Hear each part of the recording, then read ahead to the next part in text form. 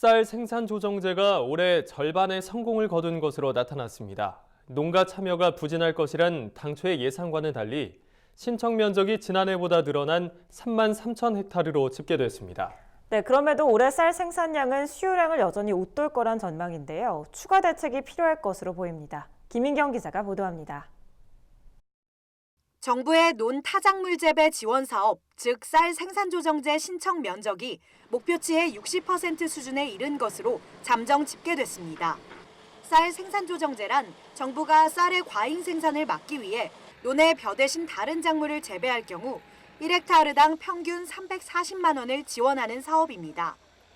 농림축산식품부는 지난 1월부터 6월까지 쌀 생산조정제 신청을 받은 결과 올해 신청 면적이 3만 3천 헥타르로 가집계됐다고 밝혔습니다. 이는 목표 면적인 5만 5천 헥타르의 60%에 불과하지만 지난해 신청 면적인 3만 962 헥타르보다는 2천 헥타르 늘어난 수준입니다. 여기에다 농지 매입 사업, 간척지 신규 임대 등 비재정 사업으로 추진되는 면적 3천 헥타르를 합치면 올해 총 3만 6천 헥타르의 논이 휴경하거나 다른 작물 재배로 돌아설 것으로 보입니다. 농식품부는 평년 수준의 작황대로 논 10아르당 530kg의 쌀이 생산된다면 쌀 17만 5천 톤을 사전에 줄이는 효과가 있을 것이라고 내다봤습니다. 사실 올 봄만 해도 쌀 생산 조정제의 농가 참여가 매우 부진할 것이란 예상이 지배적이었습니다. 지난해부터 쌀값이 너무 좋았기 때문입니다. 2017년 수확기 80kg에 15만 3천 원대이던 산지 쌀값은 지난해 수확기 19만 3천 원대로 껑충 뛰어 올랐고 가격 강세는 올해도 이어져 6월 말 기준 19만 원대를 유지하고 있습니다. 상황이 이렇다 보니 쌀농가들이 재배 작물을 쉽사리 바꾸지 않을 것이란 전망이 많았습니다. 이에 농식품부는 지난 3월 쌀 생산조정제에 참여하는 농민과 지방자치단체에 대해 인센티브를 확대한다는 내용의 추가 대책을 내놨습니다. 또 농협과 생산자 단체도 농가 신청을 적극 독려하면서 상황이 조금씩 바뀌었고 결국 농가 참여를 이끌어내며 절반의 성공을 거둔 겁니다.